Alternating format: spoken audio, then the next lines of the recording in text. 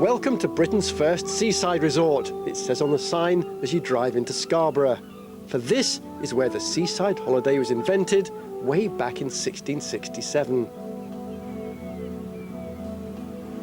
Historian Neil Oliver has been making the acquaintance of what the guidebooks call the Queen of the Yorkshire coast.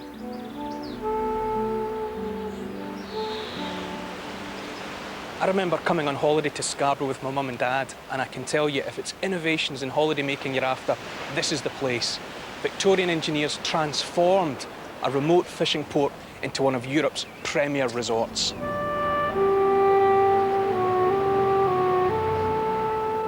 Scarborough has always prided itself on being able to stay on top of the tourism game. It had this, the world's first cliff tramway, opened in 1874, Europe's biggest hotel, the Grand, and, in the 19th century at least, the largest aquarium in the world. And it had this, the focal point of every visit to Scarborough, the Spa, opened in 1858, and its elegant sun court. Though that's not to say that the sun always shines. During its Victorian heyday, the Spa's reputation grew as a place of entertainment and relaxation and was the most popular music venue outside of London. Simon Kenworthy is the leader of the Spa Orchestra and is something of an expert on the town's history. When was Scarborough's heyday? Well, the trains arrived in Scarborough in 1845, and from then on till about 1860, people started to come to Scarborough in their masses. By 1860, when this wonderful building was built, the place would have been absolutely heaving with people, and people of a certain quality as well, because people would have to pay to come in, which set everybody slightly apart from the normal masses coming to Scarborough. And you'd have the aristocracy promenading about in front of the Spa, listening to all the wonderful music, and Scarborough itself was just alive with people. It was an incredible tourist resort. And the people say that the bay here looks like the Bay of Naples. I think a lot of the architecture is to do with the lie of the land in Scarborough, because it's quite hilly, so we've got all these wonderful opportunities for terraces, for bridges, we've got the castle on the hill, and lots for people to enjoy. Was there a lot of snobbery during the heyday that, you know, we are Scarborough and we are the best? There is now. It carries on, this snobbery. A lot of the people who come to us, they're people who come specifically to Scarborough because it has this air of sort of quiet gentility about it, and it does make them feel really good about themselves because they're in this fantastic atmosphere. I'm loving it, I'm sold. Great. I'm going to see out my twilight years here as well. Excellent. Despite its snobbery, Scarborough's success as a seaside resort was actually based on an accidental discovery. The whole fortune of this town is based on this little bit of water coming out here, and people came to Scarborough after the water was discovered in 1620 by a local lady. She discovered it had some miraculous properties, and this is what's left of it. That's it? That's it. Dear doctor, what's that? It's just a little brown, smeary mess. That is the magic water of Scarborough. It's not really safe to drink these days, but you can have a go. Do you think not? Well... Oh, no, I don't think so. And people were taking the waters into the 1950s for its medicinal properties. Instant dysentery, I would have thought. I would have thought so, yes. I wouldn't fancy it myself. I'm sure it's absolutely horrible. Well, it looks fairly horrible, doesn't it? Where there's muck, there's brass, right? Absolutely, yes. The water simply contained magnesium sulfate, as effective as Alka-Seltzer is today. Did they make much use of the beach itself? Initially, no, people just came for the waters. But this doctor called Richard Whitty, in about 1660, wrote a treatise which went around the whole of the country. And in this treatise, he started extolling the virtues of sea bathing. And he said in it that a naked plunge into the salty waters, followed by a sweat in a warm bed, was going to be a real good cure for gout. So all of a sudden people thought, aha, we can take the waters and also plunge into the sea and we'll be cured. With a few aches and pains myself, I think I'll go for a paddle. Oh! Oh! Oh, I tell you what, it might look like the Bay of Naples, but it doesn't feel like the Bay of Naples. Oh! In the early 20th century, Scarborough was still anxious to bring in the high-spending upper classes, but with competition from newer, brasher resorts, it was time to rethink its image. And to do this, it had to think big. Scarborough turned to big game hunting for its next unmissable attraction. Africa had lions, India had tigers, Scarborough had the tunny, to you and me, the tuna fish. The sport of tunny fishing brought the gentry and the wealthy back to Scarborough. Fisherman Fred Normandale was just a small boy when their yachts and Rolls Royces pulled into town. Lovely. I had no idea that there were tuna fish in these waters. I thought it was like a tropical fish. The bluefin tuna lives in the Atlantic Ocean as much as anywhere, and it follows the herring and the mackerel. It goes all over Europe. Yeah. It was quite an amazing way of life. Look at this. I mean, look at the size of that. That line up there. The biggest one caught round here was 909 pounds, and part of the rules were they had to be caught from an open boat, a rowing boat. They could be attached to the rod and line, but they couldn't be attached to the boat. Imagine having a 900-pound fish on your rod. It must have been like a Nantucket sleigh ride when they used to harpoon a whale and get dragged along with it. Yeah. Fairly scary. You'd be in very real danger of getting pulled out of the boat. I would say that. And they weren't catching them to eat. It was literally sport fishing. It was big game fishing, just as you would hunt marlin or swordfish. And it didn't last long, you know. The first ones were caught in the early 30s, and I think the last one was caught in 54. They started to decline with the decline of herring. It was a special few years, wasn't it? Oh, it was exclusive, and it was exclusive just to Scarborough and Whitby. People came from all over Europe. They came in their yachts.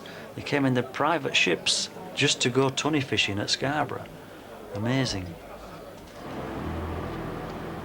Today, bluefin tuna are close to extinction worldwide. It's unlikely there'll be tunny fishing here again.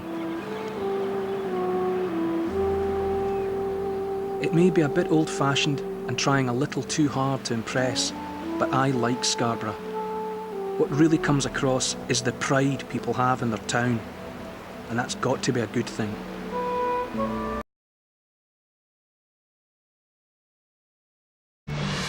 Now I'm donning my apron and preparing to cook a treat for an entire summer Spa Orchestra. For years and years and years, every seaside resort had its very own summer season orchestra, but sadly there's only one left in the whole of Britain. Luckily, they're here to play for us today, the legendary Scarborough Spa Orchestra.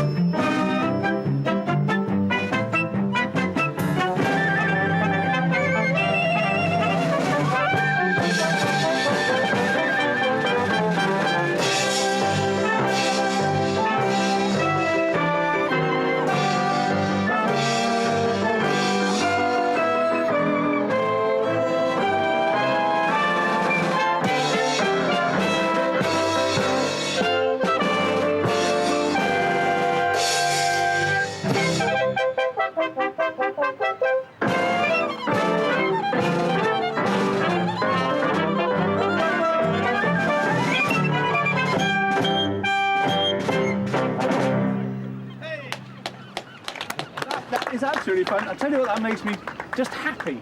It's just a happy sounding noise, isn't it? How many concerts do you play? It's like 100. 100 a week? That does sound like quite a lot. How many is it a week? We do 9 concerts a week, 5 mornings and 4 evenings. Throughout the summer, June, July, August and a bit of September, come and see us. We're cheap. Who comes to see you? Oh, all sorts of people. Yeah. You know, from kids right through to grannies and all sorts. It's a very eclectic mix. And what sort of venues do you play? Do you play lots of places within the town? No, most of the stuff we do is in the spa itself. Right, which is the big building over there. Big building over there. Yeah, I used to work in there when I was a kid. Did you? Oh, come back, join us. I used to be the change man. Really? When it was an arcade. Wow. Yeah, when I was about 16. Yeah. Amazing. That's fun. Well, I'm going to make some Whitbread gingerbread. Great. Whitbread ginger. I'm going to make some Whitby gingerbread. Great, I'm delighted. Yeah. So, settle down.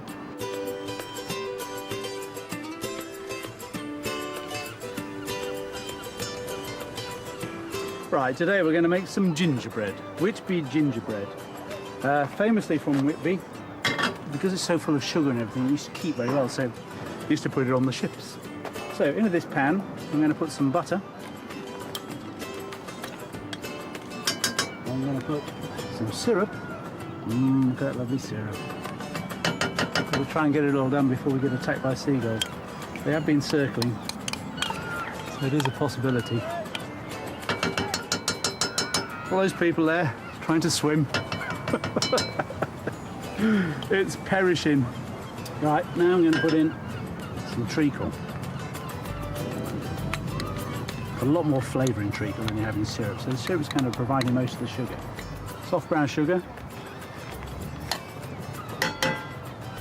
That's basically going to make us sort of hot fudge sauce, really.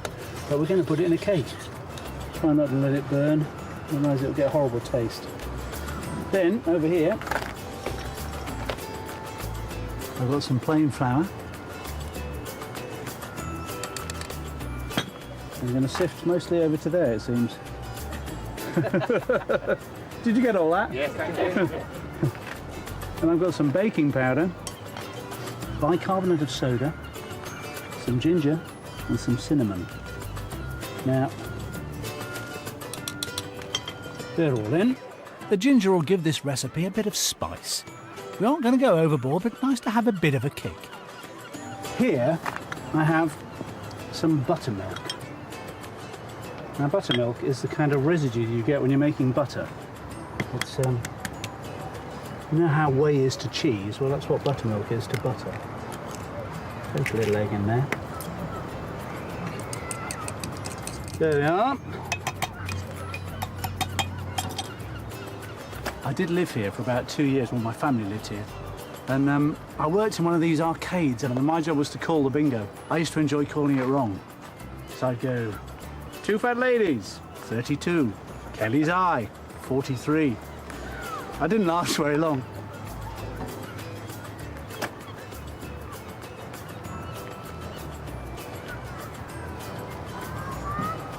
Oh, you can smell the ginger, it's lovely. Can you smell the ginger over there? Can you? Yeah. Can you really? Yeah. It is quite a stiff breeze, isn't it? Look at that, consider a dream. I'll put in my buttermilk with the egg. The bicarbonate of soda reacts to the acid in the buttermilk, which puts air into the mix, and you'll see it start to bubble up. So there we are. Oh, it's lovely. I'd eat it raw. Look at that. Got a loaf tin, some greaseproof paper. Whoa! Who wants the spoon? Yeah. And that's going to go into the oven for about an hour. We test it after about 55 minutes. If the skewer comes out clean, it's cooked.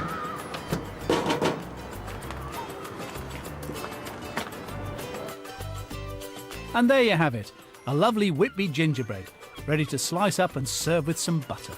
I'm topping mine off with some tasty Wensleydale cheese. Right, I have my 2 guinea pigs here. You're the two oldest members of the band, Thank you aren't you? very much. Not the longest eldest. serving. No, I don't mean oldest. Longest serving. You're not obviously ancient people. He's obviously very old, and look at him. But how long have you been in it? We're coming into our 25th 25 years. season. Wow. Try a bit of that. Well, it looks delicious. Thank you. Oh, that's lovely. It's lovely, isn't it? Do we have to play again in a minute? Because Yeah. I don't know what my mouth's going to do. If you fancy cooking up some Whitby gingerbread of your own, here's a recap of the recipe. First, gently heat the butter, sugar, syrup and treacle in a pan until the sugar's dissolved and the butter is melted. In a large bowl, sieve the flour, baking powder, bicarb, ginger and cinnamon. Make a well in the dry ingredients and pour in the melted butter and sugars. Then mix. Take a jug of buttermilk and add an egg. After beating, add this to your mixture. Pour into a small lined loaf tin and bake in the centre of the oven for 1 hour at 160. Remember, if you want more information on today's recipe, you can get it online. How tempting is that? A lovely local traditional Whitby gingerbread. Delicious. Now you are a showbiz couple, aren't you? Oh dear. Yes, we are. Secret's out. I'm in a showbiz couple. Are you a showbiz Yes, I'm couple? married to Dawn French. We know that's not true. How does it work? Because I have to say, we met working, but we haven't really worked together much since. Right, we I met think- working Yeah. and we've worked Together. non-stop. Non-stop. And is it still happy at home? Yes. What tune are you going to play to see us out? We're going to play a Strauss polka schnell called Auf Ferienreisen, which means on holiday. On our On holes. holiday. On our holes. Oh, that sounds lovely.